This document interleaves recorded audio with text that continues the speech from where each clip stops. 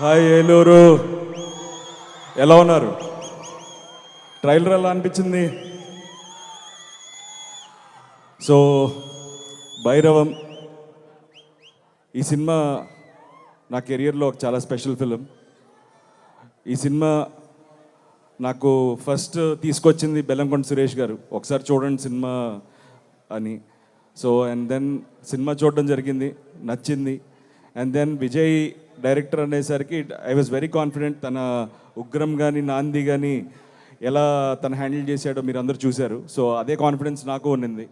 So తను ఖచ్చితంగా, తనతో అయితే అసలు ఇష్యూస్ లేవు. ఈ క్యారెక్టర్స్ ఎవరు చేస్తున్నారు, సాయి అనేది ఆ క్యారెక్టర్ సాయి చేస్తున్నాడని తెలుసు.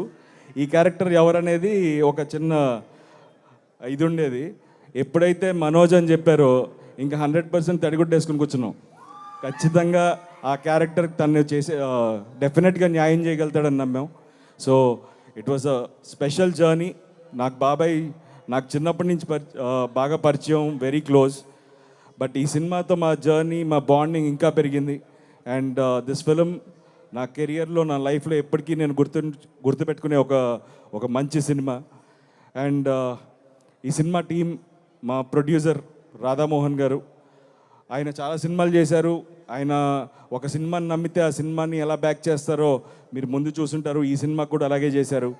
అండ్ ఆయనకి సపోర్ట్గా ఉన్న మా కో ప్రొడ్యూసర్ శ్రీధర్ గారు, అండ్ ద టీమ్, మా మ్యూజిక్ డైరెక్టర్ శ్రీచరణ్ పాకాల కానీ, art director Brahmakadali, and lovely heroines Aditi and Anandi and Divya.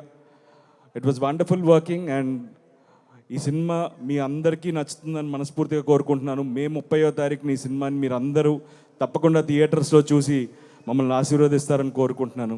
Thank you so much. Love you all.